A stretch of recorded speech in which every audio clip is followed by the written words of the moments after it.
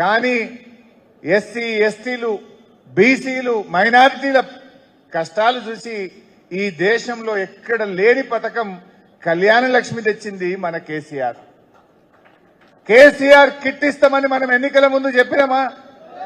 చెప్పకపోయినా ఆడపిల్లల కోసం, పేదింటి ఆడపిల్లల కోసం కేసీఆర్ కిట్ పథకాన్ని తెచ్చిండ్రు. Ambedkar overseas scholarship, SC ST BC పిల్లలు విదేశాల్లో చదువుకోవాలని ఎన్నికల్లో హామీ ఇవ్వకపోయినా 20 లక్షల రూపాయలు ఇచ్చిన నాయకుడు మన కేసీఆర్. ఇట్లా చెప్తే ఒక 100 లిస్ట్ చెప్పొచ్చు మనం.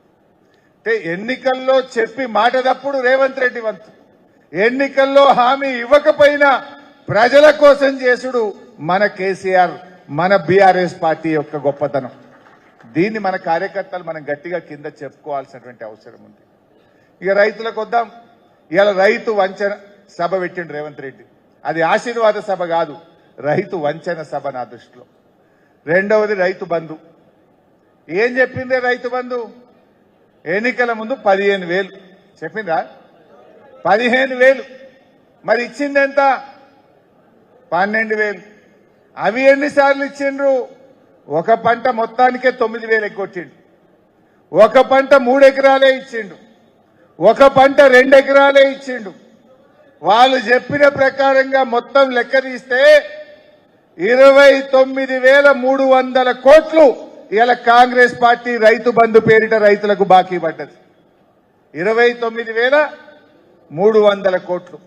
నేను అడుగుతా ఉన్న జడ్చర్ల నుంచి, రేవంత్ రెడ్డి గారు, నువ్వు ఇవాళ పెట్టుకున్న నీ రైతు వంచన సభలో ఈ 29,300 కోట్లు ఎప్పటిలోగా ఇస్తావో తెలంగాణ రైతాంగానికి చెప్పాలని డిమాండ్ చేస్తా ఉన్నాం. నువ్వు రైతులకు బాకీ పడ్డ ఈ 30,000 కోట్ల రైతు బంధు డబ్బులు ఎన్ని రోజుల్లోగా ఇస్తావో ఇవాళ రైతులకు చెప్పాలని తెలంగాణ రైతుల పక్షాన, బీఆర్ఎస్ పార్టీ పక్షాన ఇవాళ నేను రేవంత్ రెడ్డి గారిని అడుగుతా ఉన్నా. మీ జిల్లాలో ఒక మంత్రి ఉంటాడు, జూపల్లి కృష్ణారావు. ఆయన ఏం మాట్లాడతాడో, మతిండి మాట్లాడతాడో, మతిరేక మాట్లాడతాడో నాకైతే అర్థం కాదు.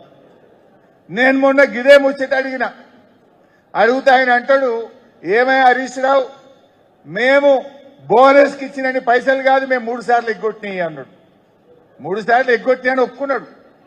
కానీ మేము ఇచ్చిన బోనస్, రైతులకు ఇచ్చిన బోనస్ పైసలు అంత కాదు మేము ఎగ్గొట్టింది అన్నాడు.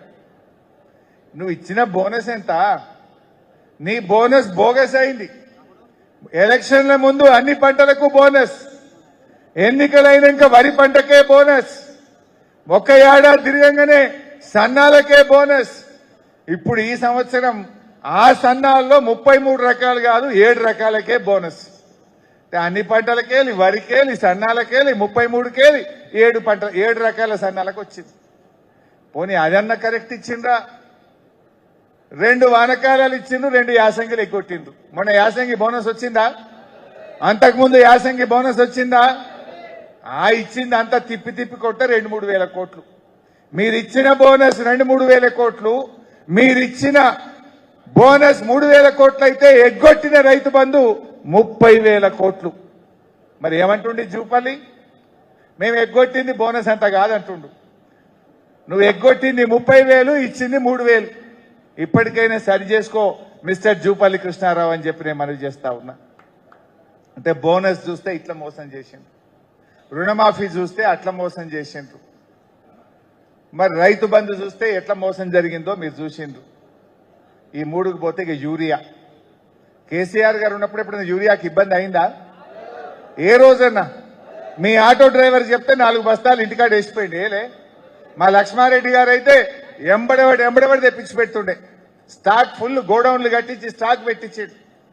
కానీ ఇలా యూరియా కావాలంటే యాప్లు పెట్టిండ్రు. యాప్ ఉండాలన్నా రద్దు కావాలన్నా? యాప్ ఉండాలన్నా రద్దు కావాలన్నా? ఇది మొత్తం తెలంగాణ రైతులు చెప్తున్న మాట. నిజంగా షాపుల యూరియా ఉంటే యాప్ ఎందుకు? షాపుల యూరియా లేదు కనుక యాప్ పెట్టి ఎగ్గొట్టడానికి డ్రామా. ఈ యాప్ కథలు ఎందుకు? షాపుల యూరియా లేదు కనుక ఈ యాప్ కథలు. ఈ యాప్లు కాదు మనకు కావాల్సింది, యూరియా కావాలి. ఇవాళ అనేక మంది రైతులు ఇప్పుడు ఏం చేసింది తెలుసా? ఈ సంవత్సరం ఎకరాకు 2 బస్తాలే పెట్టిరు.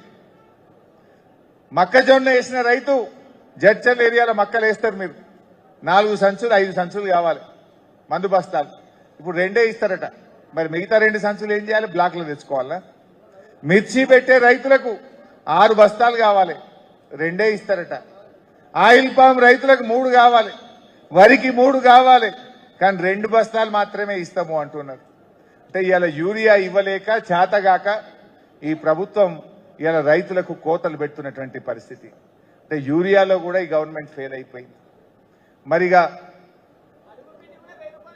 ఏందే అడుగు పిండా అన్ని పెరిగినాయి ఎరువుల ధరలు ప్రతిదీ కూడా 300 400 500 సంచికి పెరిగింది అది బీజేపీ వాళ్ళ కథ అది ఇది కాంగ్రెస్ వాళ్ళ కథ అది బీజేపీ వాళ్ళ కథ మరి అదే విధంగా ఇవాళ రైతుల విషయంలో మీరు చూస్తే